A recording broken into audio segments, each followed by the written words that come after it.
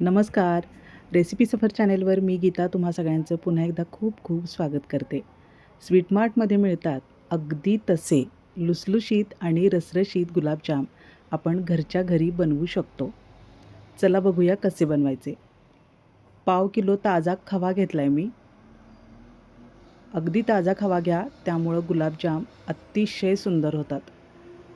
तो आधी अशा पद्धतीनं मॅश करून घ्यायचा आहे. म्हणजे आपल्याला क्रॅक फ्री गुलाबजाम बनवता येतात. हातांनी थोडे मळून घेतले तरी चालणार आहे. आता यामध्ये 1 चमचा पाणी घालायचं आहे. पाणी खूप जास्त घालू नका किंवा चमचा मोठासुद्धा वापरू नका. थोडं थोडं पाणी घातल्यामुळं अगदी लुसलुशीत आणि छान गुलाबजाम तयार होतात. पाक आतपर्यंत मुरतो आणि मध्ये त्याला गाठ राहत नाही. गुलाबजाम बनवल्यानंतर त्याचा मधला भाग दडदडीत राहतो, पाक आतपर्यंत मुरत नाही. अशा कारणासाठी खूप जणं गुलाबजाम करणं टाळतात. पण आता असं करू नका. सांगितलेल्या रेशोमध्ये तुम्ही अशा पद्धतीनं खव्याचे गुलाबजाम बनवू शकता. आधी 1 चमचा पाणी मिक्स केलं होतं मी आणि आता अजून अर्धा चमचा मिक्स केले. आता खवा किती ताजा आहे यावर पाण्याचं प्रमाण अवलंबून आहे. अजून अर्धा चमचा मिक्स केले. आता एवढंच पाणी मिक्स करायचं आहे. एकूण 2 चमचे पाणी मी मिक्स केले. खवा ताजा आहे तरीसुद्धा मी 2 चमचे पाणी मिक्स केले. त्यामुळं गुलाबजाम अगदी लुसलुशीत आणि सुंदर बनतात. अगदी क्रॅक फ्री होतात. अशा पद्धतीनं नक्की बनवून बघा. गुलाबजाम पाकात छान मुरण्यासाठी काही जणं खडीसाखरेचा खडा ठेवतात आणि मग गुलाबजाम वळला जातो. पण अशा पद्धतीनं नक्की बनवून बघा.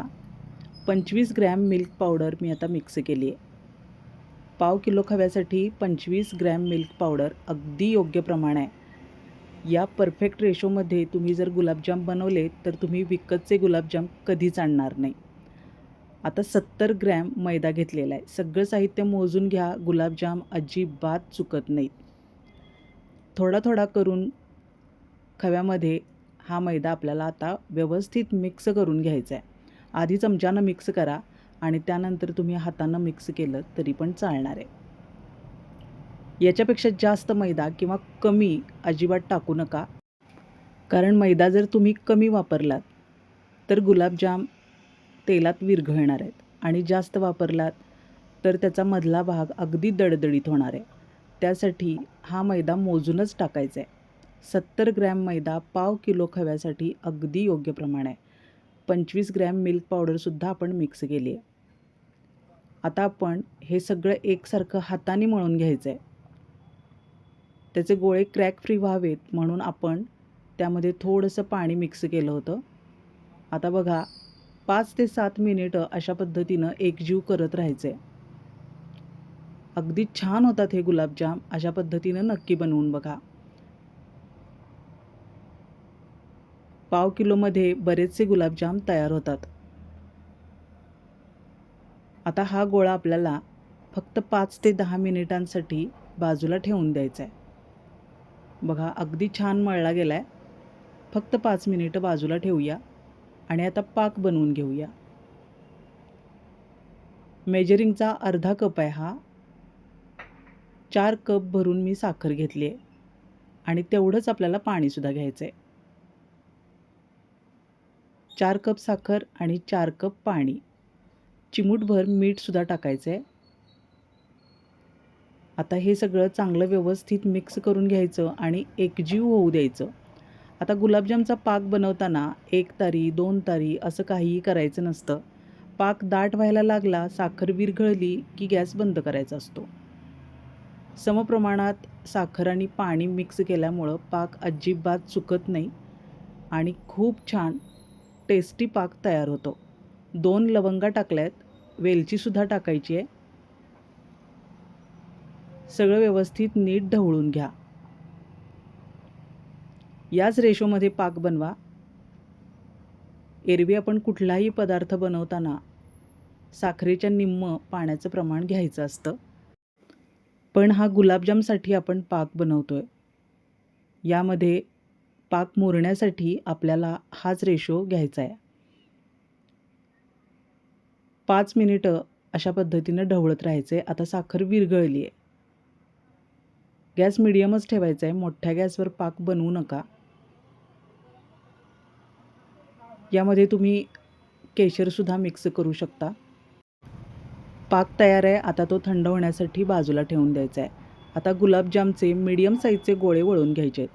खूप छोटे नको आणि मोठे तर अजिबात नको. अशा पद्धतीनं आपल्याला अगदी मीडियम साईजचे लिंबूपेक्षासुद्धा छोटे गोळे वळून घ्यायचे आहेत. कारण हे पाकात टाकल्यानंतर खूप मोठे होतात. तळल्यानंतरसुद्धा याचा साईज खूप मोठा होतो. आता बघा तेल अगदी हलकं गरम करायचं आहे. खूप जास्त कडकडीत जर तेल गरम केलं तर गुलाबजामचा वरचा थर निघून जात असतो. गुलाबजाम चुकतात ते इथंच चुकतात.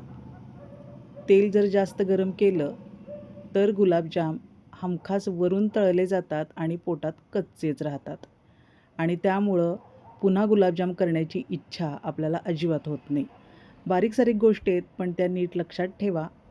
अतिशय सुंदर गुलाबजाम तयार होणार आहेत. असं तेल हलकं गरम झालं की मगच गुलाबजाम त्यामध्ये हळूहळू टाकायला सुरुवात करायची आहे. आता तेल जसजसं गरम होत राहील तसे गुलाबजाम तरंगायला सुरुवात होईल. आता बघा त्याला हळूहळू उकळी यायला सुरू झाले. या स्टेजचंच तेल आपल्याला गरम करायचं आहे. खूप जास्त कडकडीत नको आणि याच्यापेक्षा कमीसुद्धा नको. आता गुलाबजाम उलटवायचे नाही आहेत आपल्याला. फक्त तेल हळुवारपणानं हलवत राहायचं आहे. अशा पद्धतीनं आपल्याला कडेकडेनी तेल हलवत राहायचं आहे आणि काटा चमचाच वापरायचा आहे. त्यामुळं गुलाबजाम मोडत नाही आणि व्यवस्थित सगळ्या बाजूंनी त्याला सुरेख रंग यायला सुरुवात होते. आता बघा ते तेलातून वर यायला सुरुवात झाली आहे. थोड्याच वेळात अशा पद्धतीनं तरंगायला सुरुवात होते. अजून थोडासा रंग येऊ द्या आणि मग आपल्याला हे काढून घ्यायचे आहेत. एकही गुलाबजाम विरघळलेला नाही किंवा चिकटूनसुद्धा बसलेला नाही, फुटलेला नाही. कारण आपलं मैद्याचं प्रमाण योग्य आहे, मिल्क पावडरचं प्रमाण योग्य आहे. खमंग गुलाबजाम तयार होतात या रेशोमध्ये. याच रंगावर आपल्याला गुलाबजाम तळून घ्यायचे आहेत. टाकल्याबरोबर लगेचच काटा चमचा लावू नका. थोडा वेळ थांबायचं आहे. गुलाबजाम तरंगायची वाट बघायची आणि या रंगावर काढून घ्यायचे आहेत. आता खूप गरम असताना पाकात मिक्स करायचं नाही आहे. आता असाच दुसरा घाणासुद्धा मी काढून घेणार आहे. आता चमचा न लावता जर तुम्हाला तळायचं असेल तर अशा पद्धतीनं कढई सावकाश अशा पद्धतीनं हलवून घ्यायचे. पण हे काम थोडंसं रिस्की आहे. जर प्रॅक्टिस असेल तरच करा, नाहीतर काटा चमच्यांनीच तुम्ही अशा पद्धतीनं तेल फिरवत फिरवत गुलाबजाम तळून घ्यायचे आहेत. त्यामुळं सगळ्या बाजूंनी गुलाबजाम अगदी छान व्यवस्थित तळले जातात. एकसारखा रंग येतो. एकही गुलाबजाम फुटत नाही किंवा पोटात कच्चा अजिबात राहत नाही. लो टू मीडियम फ्लेम ठेवायची आणि या रंगावर गुलाबजाम काढून घ्यायचे आहेत. आता पाकात टाकत असताना पाक अगदी कोमट आहे, खूप कडकडीत गरम नाही आहे. थोडा वेळ पाक आपल्याला थंड करून घ्यायचा आहे. खूप पाक जर कडकडीत गरम असेल तर गुलाबजाम अगदी विरघळून जातात आणि त्याचा लगदा होतो. त्यासाठी गुलाबजाम टाकत असताना पाक हलका गरम असल्याची खात्री करून घ्या आणि गुलाबजामसुद्धा तेलातून काढल्यानंतर थोडीशी वाफ गेलेली असावी. अशा स्टेजमध्ये मिक्स करा. आता बघा फक्त अर्ध्या तासांनी आपण उघडून बघतोय. अगदी छान रसरशीत गुलाबजाम तयार झालेले आहेत. आता खरं तर हे खायला तयार आहेत, पण अजून 1.5-2 तास आपण मुरू देऊया आणि मगच सुंदर गुलाबजाम तयार आहेत. पुन्हा भेटूया पुढच्या भागात. धन्यवाद.